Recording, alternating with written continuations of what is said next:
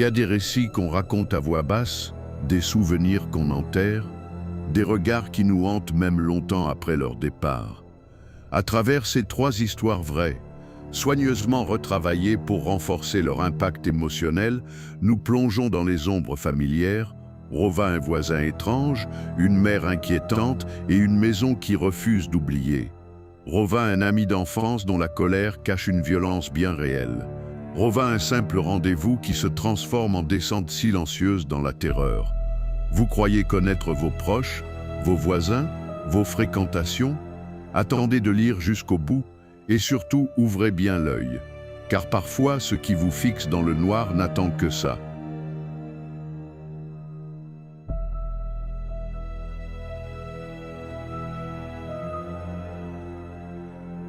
Ce que la maison a gardé, nous avons emménagé dans la maison de mes grands-parents en l'année où ils ont décidé de se rapprocher de la ville et de réduire leur espace.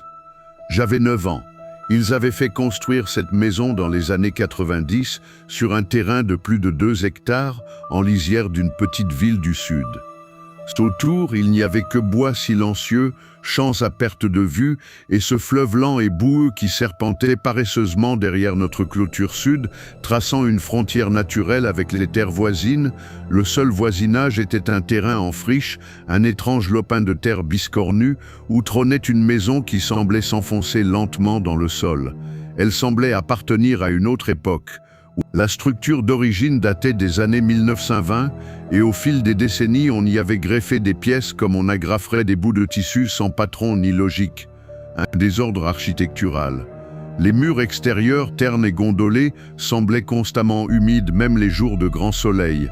Il y avait quelque chose d'organique, presque malade, dans l'apparence de cette bâtisse. Le jardin était un cauchemar. Des buissons non taillés étranglaient des fontaines brisées.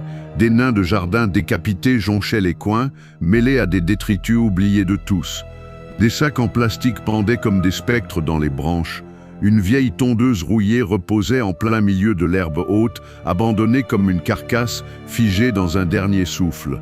C'était une de ces maisons devant lesquelles on retient son souffle sans même y penser. À l'époque, elle était habitée par 2 vieilles sœurs, Violet et Agne, et 3 enfants. Violet, l'aînée peut-être, passait ses journées sur le porche, immobile dans un vieux fauteuil à bascule vert fané, le regard noyé dans les arbres. Agne, plus vive en apparence, traînait une démarche douloureuse, comme si chaque os protestait. Les 2 avaient bien passé les 70 ans. Les enfants étaient leurs petits-enfants. Le garçon Liam avait mon âge et on partageait la même classe. Les 2 autres des filles appelées Alison et Kelsey étaient du même âge que ma petite sœur. Liam était étrange, je ne l'aimais pas, il me mettait mal à l'aise sans que je sache vraiment pourquoi. On nous mettait souvent ensemble parce qu'on était voisins, camarades de classe, mais je n'avais aucune envie de passer du temps avec lui. Pour lui, cela ne semblait pas poser problème. Il débarquait chez moi sans prévenir, pas de message, pas de coup de sonnette. Je pouvais être en train de jouer dans ma chambre et en me retournant, il était là. Une fois, je l'ai vu par la fenêtre plonger dans notre piscine comme s'il vivait ici. Une autre fois, il a ouvert le frigo et s'est emparé d'une part de pizza froide, la mangeant à pleine main sans la moindre gêne. Il n'était pas amusant, il était obsédé par les animes, pas juste passionné, obsédé. Il récitait des phrases en japonais avec intensité, s'irritait si je ne riais pas, et parfois il avait cette lueur dans les yeux, un éclat étrange, comme s'il se délectait d'une pensée violente. Un jour, il m'a poursuivi dans le jardin avec une paire de cisailles de jardinage, les brandissant comme des sabres en riant à gorge déployée. Un autre jour, alors que nous marchions sur un vieux pont en bois qui traversait le ruisseau à l'arrière de nos propriétés, j'ai juré qu'il avait essayé de me pousser. Il a prétendu que c'était une blague, mais son sourire, c'était celui de quelqu'un qui n'avait aucune intention de plaisanter. Les jumelles, elles, étaient différentes, presque invisibles, silencieuses. Leurs vêtements étaient toujours sales, leurs cheveux emmêlés, et elles parlaient avec des difficultés telles qu'on les comprenait à peine. Des voix d'enfants en bas âge, alors qu'elles avaient 7 ans. Elles sursautaient au moindre bruit et semblaient constamment affamées. Leur père, il entrait et sortait de prison. Inutile de dire qu'il n'était pas là. Et puis il y avait Teresa, la mère. La première fois que je l'ai vue, elle tentait de raccorder un tuyau d'arrosage à l'extrémité de son terrain. tout près de notre clôture. Elle était grande, bien plus que quiconque dans sa famille, corpulente, avec une masse de cheveux noirs épais et bouclés, et des lunettes tout droit sorties des années 80. Elle détonnait. Contrairement au reste de sa famille, elle paraissait, et puis il y avait ce sourire, comme si elle m'attendait. Elle m'a demandé de l'aider à débloquer le robinet. Je suis allé jusqu'à elle, j'ai tourné la vanne, et l'eau s'est mise à couler sans difficulté. Elle a applaudi, s'est extasiée sur ma force, m'a dit que j'étais exceptionnel. Je me suis senti spécial, important. Puis elle m'a regardé et m'a dit « Tu sais que tu as un troisième œil ?» J'ai cligné des yeux. « Quoi ? Tout le monde en a un. Pas un œil physique, un œil spirituel. Il permet de voir la vérité. » Et avant que je puisse poser la moindre question, elle m'a tourné le dos et m'a invité à la suivre chez elle. Je l'ai fait. L'intérieur de sa maison m'a heurté comme une vague de pourriture. Une puanteur de nourriture avariée, de moisie, de quelque chose d'indéfinissable. Des ordures partout, des sacs poubelles éventrés, de la vaisselle sale, des couches usagées glissées derrière le canapé. J'ai voulu partir. Mais Teresa m'a saisi le poignet et m'a entraîné à l'étage. Sa chambre, elle n'avait rien à voir avec le reste. Un monde à part. Parfum de rose, moquette propre, murs tapissés de papier rose, des étagères pleines de poupées en porcelaine, des meubles anciens, brillants, vernis. Elle m'a fait asseoir sur un petit tabouret rembourré, puis s'est dirigée vers sa coiffeuse. Elle a ouvert un tiroir et en a sorti un plateau d'argent. Dessus, une bougie noire, un cristal et un gros livre relié de cuir. Quand j'ai vu le pentagramme gravé sur la couverture, mon estomac s'est retourné. Je suis catholique. Je savais ce que ce symbole signifiait, et soudain je l'ai vu partout. Sur la boîte à bijoux, sur le miroir, gravé dans le bois sous le tapis. J'ai bondi. Désolé, ma mère m'attend. Je n'ai pas attendu sa réponse. J'ai couru. Ce qu'on laisse derrière. En 2019, Agnès est morte. On a dit qu'elle avait fait une crise cardiaque dans le salon, en pleine journée, juste devant les enfants. Je suis allé aux funérailles. C'était dans une vieille église baptiste, délabrée, en bordure de ville. L'air y était moisi, l'éclairage pauvre et l'ambiance figée. Toute la famille était là, figée elle aussi, aucune émotion sur leur visage, comme s'ils ne savaient pas comment réagir. À l'exception d'une femme, je ne l'avais jamais vue auparavant. Elle était assise au deuxième rang et sanglotait tellement fort que ses pleurs résonnaient contre les murs. Personne ne la regardait, personne ne lui parlait. Elle n'existait pas dans ce décor figé. La même année, Liam a disparu. La rumeur disait qu'il avait tenté de tuer l'une des jumelles, qu'il avait été envoyé dans un établissement psychiatrique spécialisé. Mes parents n'ont jamais donné tous les détails. Mais je me souviens très bien de cette soirée où ils nous ont assis, ma sœur et moi, à la table, les visages graves. Leur ton était sans appel, « Vous ne devez plus jamais vous approcher de cette famille ». Ce fut comme un coup de tonnerre dans ma conscience. D'un coup, toutes les bizarreries que j'avais vécues prenaient sens. Les regards, les rituels, les silences. La peur que je ne comprenais pas à l'époque devenait tangible. Peu de temps après, la famille a déménagé. Ils sont partis. Tous, sauf Violet. Elle est restée là, seule, vieillissante. Une ombre fragile dans cette carcasse de maison qui tombait en ruine. Elle est morte en 2020, seule, dans cette maison. Personne ne l'a trouvée avant plusieurs jours. Quelques mois plus tard, son domaine a été mis aux enchères. C'est Madame S, une ancienne professeure de mon école primaire, qui l'a rachetée avec son mari. Ils ont rasé une grande partie de la structure, ne conservant que le noyau d'origine, la section bâtie en 1920, la partie où se trouvait la chambre de Teresa. Elle nous a invités à venir découvrir les rénovations. Et c'était beau, ouvert, lumineux, un plan moderne, des murs fraîchement peints, des électroménagers dernier cri. Mais lorsque nous sommes montés à l'étage, mon corps entier s'est mis à trembler. C'était sa chambre. La moquette était neuve, les meubles modernes, l'odeur agréable. Mais moi je savais. Je sentais le symbole encore là, gravé dans les lames du plancher, sous les pas de Madame S. Je sentais cette présence, une mémoire du bois, quelque chose de vivant dans les murs. J'ai bredouillé un prétexte, un mal de tête soudain. Madame S semblait déçue, j'étais censé rester pour le dîner, mais je suis parti, et je ne suis plus jamais retourné là-bas. Du moins pas avant l'année suivante. En 2021, Madame S m'a demandé un petit service, garder leur chien pendant qu'elle et son mari partaient une semaine. Je me suis dit, pourquoi pas? Facile, bien payé. Chaque soir, je sonnais à la porte et il me déverrouillait à distance via la serrure connectée. Les chiens, une petite shih tzu nommée Muffin et un carlin ronflant appelé Henry, m'accueillaient avec enthousiasme. Les 4 premières nuits ont été paisibles. Je nourrissais les chiens, je jouais un peu avec eux, j'allumais la lumière du porche, puis je verrouillais derrière moi. Mais la 5e nuit, alors que je m'apprêtais à partir, Henry s'est mis à aboyer. Pas un petit aboiement nerveux. Non, il a planté ses pattes, les yeux fixés sur l'escalier et s'est mis à aboyer frénétiquement. Muffin, elle, reculait en gémissant. Il n'y avait rien là-bas. Puis un bruit sourd. Un thump au-dessus de moi. Puis un autre, plus fort. Comme quelque chose de lourd qui tombait au sol, puis qui se relevait. Je n'ai pas attendu. J'ai attrapé ma veste, j'ai ouvert la porte d'un coup sec, claqué derrière moi et j'ai verrouillé à double tour. Tout le chemin du retour, j'avais l'impression que quelque chose me suivait. Nous sommes en 2025. Depuis plus de 4 ans, nous n'avions plus entendu parler de cette famille. Leurs souvenirs s'étaient fanés, ou du moins c'est ce qu'on pensait, jusqu'à il y a quelques semaines. Une fille du lycée m'a dit qu'elle avait vu Teresa à un marché fermier d'une ville voisine. Elle aurait formé un groupe religieux. Elle se fait appeler une voyante de vérité. Avec ses partisans, elle vit dans un camp de mobile home, en plein cœur des bois. Des flyers commencent à apparaître sur les poteaux, les tableaux d'affichage. Mais moi, je n'y crois pas une seule seconde. Je ne lui fais pas confiance. Elle a négligé ses enfants, abandonné sa mère à une mort solitaire, et je suis convaincu qu'elle a invité quelque chose dans cette maison. Quelque chose de sombre. Et ce quelque chose est resté. Je fais encore des cauchemars. Je vois Teresa.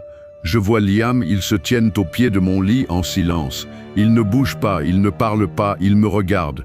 Et à chaque fois que je passe devant cette maison, même si elle a été rénovée, je frissonne. Les nouvelles peintures, les meubles, tout ça c'est du maquillage. La maison se souvient, et je crois qu'elle n'a jamais oublié ce qui s'est passé.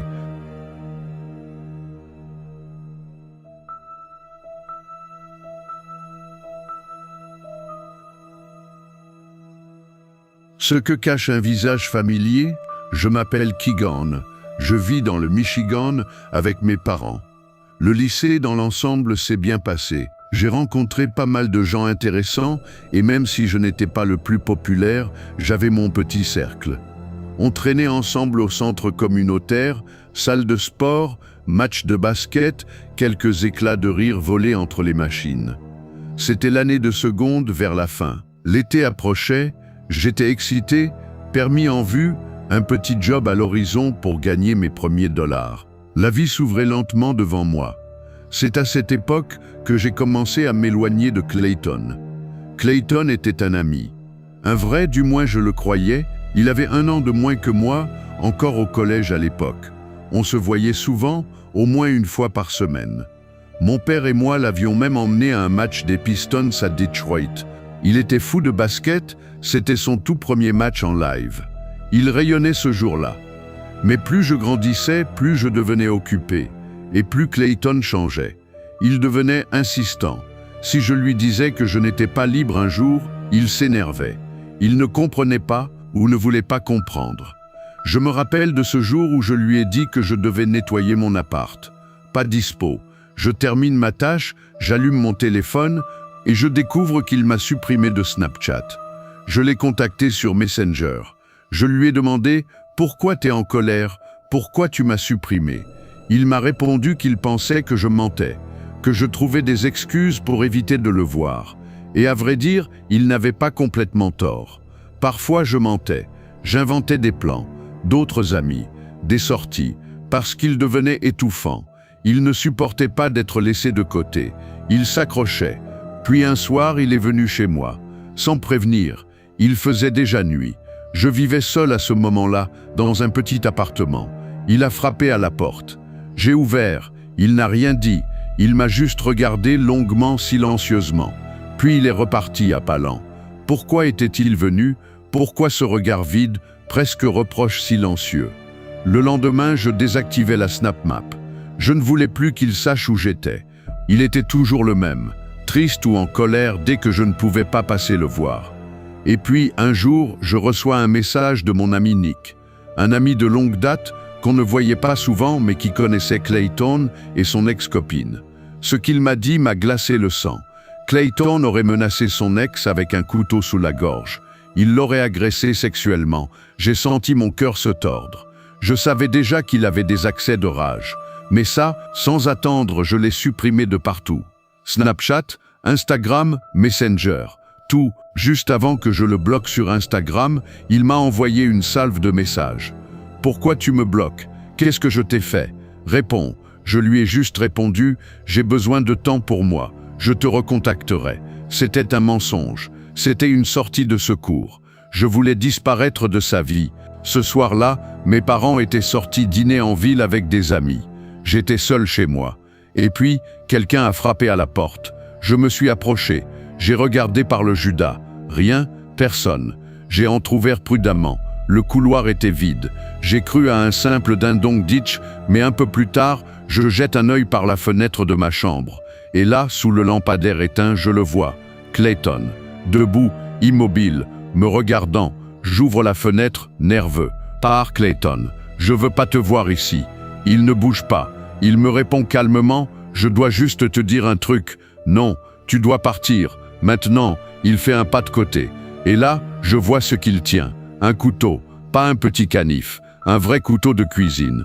Long, lame brillante. Mon sang se fige. Je lui hurle que je vais appeler la police. Il s'enfuit. Quand les policiers arrivent, il n'est déjà plus là.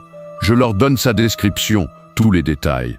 Ils notent, hochent la tête, promettent de faire le nécessaire. Mais je ne l'ai plus jamais revu. Et honnêtement, je crois qu'il voulait me tuer ce soir-là. Je pense souvent à ce qui se serait passé si j'avais laissé la porte ouverte.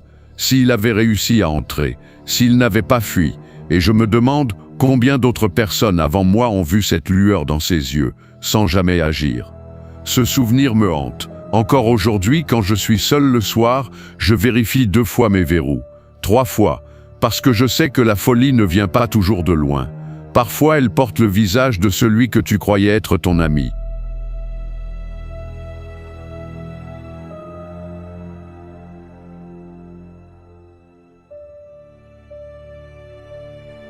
Le siège derrière nous, c'était à la fin de l'année 2022. J'avais rencontré Émilie sur une application de rencontre. On avait parlé pendant 2 semaines, tranquillement. Pas de pression, pas de flirt outrancier, juste des conversations sur nos films d'horreur préférés, des anecdotes, des rires un peu gênés. On avait tous les deux grandi avec les classiques Scream, Halloween, The Ring. Quand le film Smile est sorti au cinéma, on s'est dit que ce serait le film parfait pour un premier rendez-vous. On a choisi une séance tardive, un jeudi soir à 22h15. Le cinéma était un vieux complexe un peu à l'écart de la ville, l'un de ces endroits qui sentent encore le pop-corn rassis et l'humidité. Je suis passé la chercher vers 21h30. Elle m'a semblé normale, plutôt timide mais sympa, silencieuse pendant la route, puis plus à l'aise dès qu'on a reparlé de film. Le parking était désert.